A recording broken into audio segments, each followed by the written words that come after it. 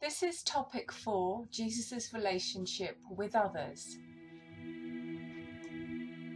By the end of this clip, you'll know why Jesus came into conflict with the authorities. That's for the Sabbath, for the use of the temple, payment to Caesar. You'll know the significance of these stories. You'll also understand Jesus' attitude to outcasts, the man with leprosy, the call of Levi, the Greek woman's daughter. You'll also be able to understand Jesus' attitude to the sick, Jairus' daughter, the woman with the hemorrhage, and blind Bartimaeus. You'll be able to understand the relationship between faith and healing.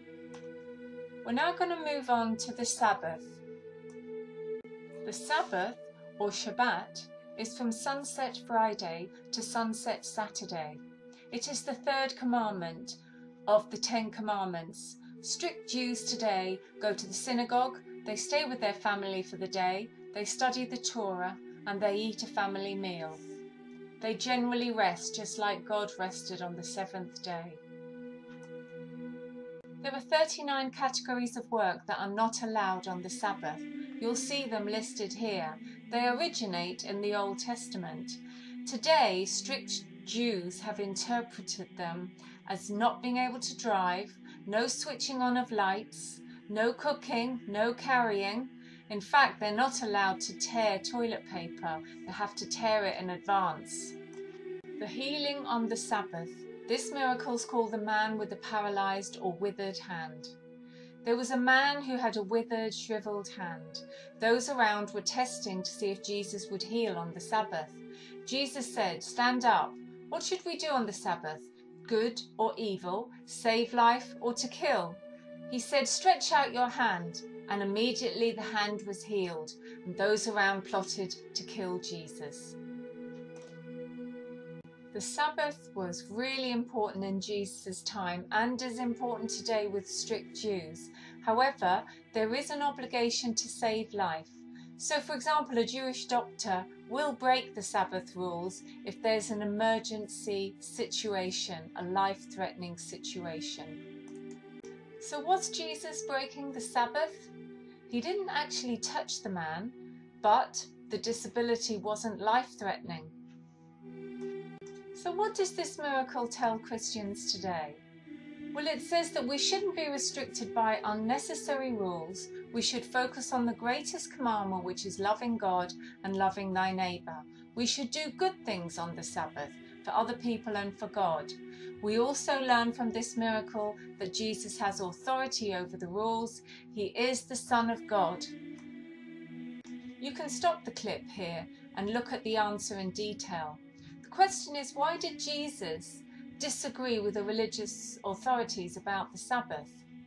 Well, the authorities said you couldn't do 39 things. You could only heal someone if it was life-threatening, but it wasn't life-threatening. However, Jesus didn't actually touch the man. He healed through word. This shows that Jesus is the Lord of the Sabbath, which is blasphemous. Christians celebrate the Sabbath on a Sunday because Jesus rose from the dead on a Sunday. Also, it's one of the 10 Commandments. So really, Christians shouldn't work or go shopping. They should stay with their families, rest, and they should go to church. A classic GCSE question is, should Christians not work on a Sunday? You would have to decide, and you must mention religion in your answer. Jesus' cleansing of the temple or overturning of tables in the temple. When Jesus got to Jerusalem, he went into the temple and he began driving out those who were buying and selling there. He overturned the tables. He wouldn't allow anyone to carry goods through the temple. He said, "My house will be called a house of prayer for all nations. You've made it into a den of thieves." The chief priests and teachers began to look for a way to kill him. You can stop the tape here and read this in more detail.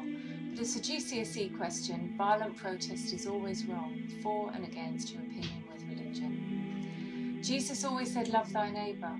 He always pushed for peace. And we know that violent protest today, for example, in Kiev, can result in death.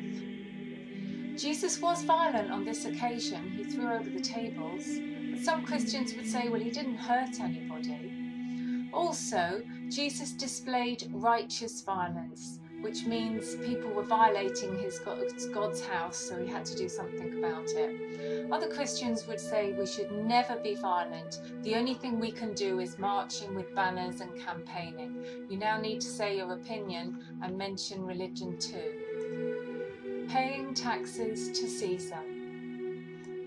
The Herodians and Pharisees were saying to Jesus, "You're a great man, you speak the truth." And then they said, "Should we pay taxes to Caesar?" Jesus knew it was a trick question. "Why are you trying to trap me? Bring me a coin." "Who is this?" he said, on the coin. "It's Caesar." And Jesus said, "Give to Caesar what belongs to him, and to God what belongs to God." This story says to first century Christians in Rome, you have a duty to the state, the government, and to God. It was a trick question. If Jesus had said, "No, don't pay the tax," he would have been in trouble with the Romans. If he said, "Yes, do pay the tax," he would have lost the support of the Jews. A tricky situation. So should we obey the state before God in today's world? If you were a Catholic gynecologist doctor, should you opt out of being involved in any abortions? If the government decides to go to war with Iraq, should you go out on the streets and protest? Some church ministers left the Church of England because they didn't agree with women priests. Now we're moving on to the call of Levi. The call of Levi. As Jesus walked along, he saw Levi and said, "Follow me." And Levi got up and followed him. Later, Jesus was having dinner with Levi and his friends. The Pharisees said, "Why does he eat with sinners?" Jesus said, "The healthy don't need a doctor. I have come for sinners, not the righteous." Jesus was here to heal and cure the spiritually sick. He brought forgiveness to the sinners. The man with leprosy. The man with leprosy. A man suffering from a dreaded skin disease, leprosy, came to Jesus and begged him, if you want to, you can make me clean." Jesus was filled with pity and stretched out his hand and touched him. "I do want to, be clean." At once the disease left him. Jesus spoke sternly to him and said, "Don't tell anyone about this, but go straight to the priest and let him examine you. And in order to prove to everyone that you're cured, offer the sacrifice that Moses ordered." Here are some photos of leprosy. It was incurable in Jesus' time, but today it's curable. The significance of this miracle to first century Christians. The leper breaks the rules and approaches Jesus. He has such strong faith. Jesus touches the leper, which has made him religiously unclean. Jesus was moved and had pity. It just took a few words of Jesus to heal the man. Jesus asked the man to be obedient to the law of Moses and show the priest and then offer sacrifices. He was now allowed back into the synagogue. Jesus welcomes the outcasts in society. In the 19th century, Father Damien helped lepers living in Hawaii. He helped for many, many years, and he contracted leprosy and died at the age of 49. What is the significance of this healing miracle for Christians today? We should follow Jesus in welcoming outcasts in society. We must be loving and compassionate to all.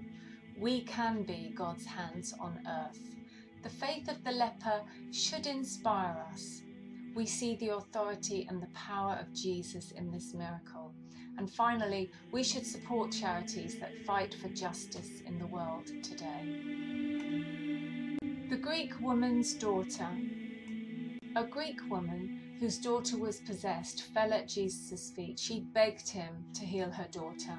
Jesus said, "First feed the children.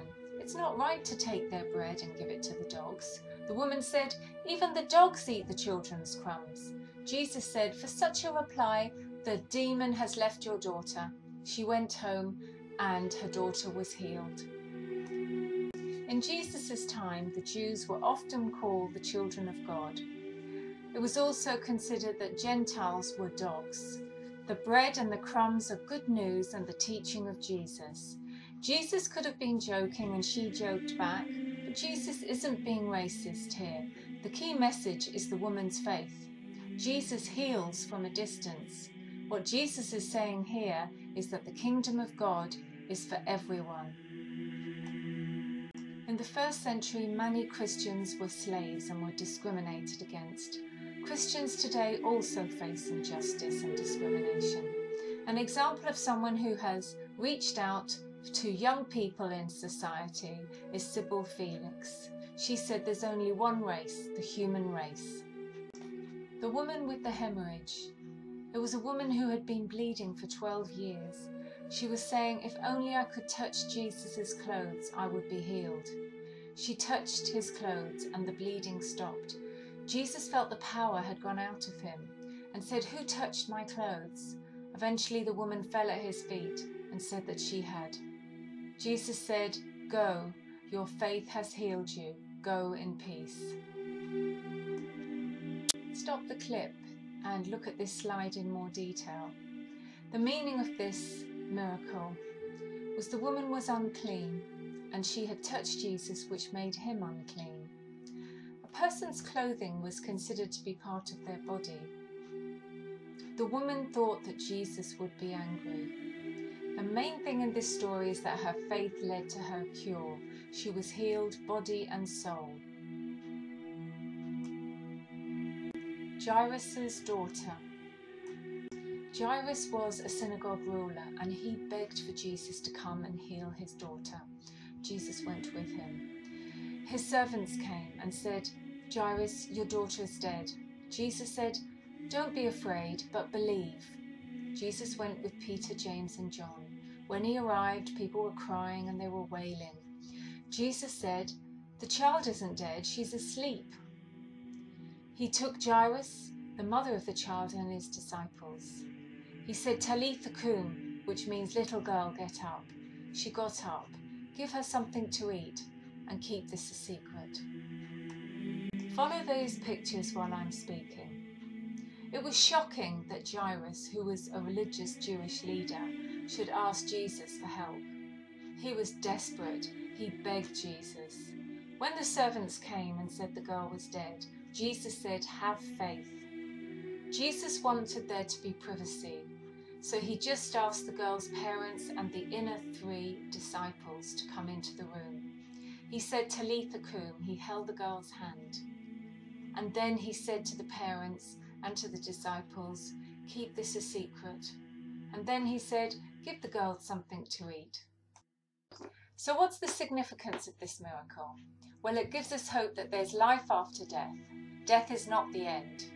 And this story shows Jesus' power from God. Blind Bartimaeus. Follow the photos while I'm talking about the significance of this miracle. Son of David, have mercy on me. This meant he was calling Jesus the Messiah.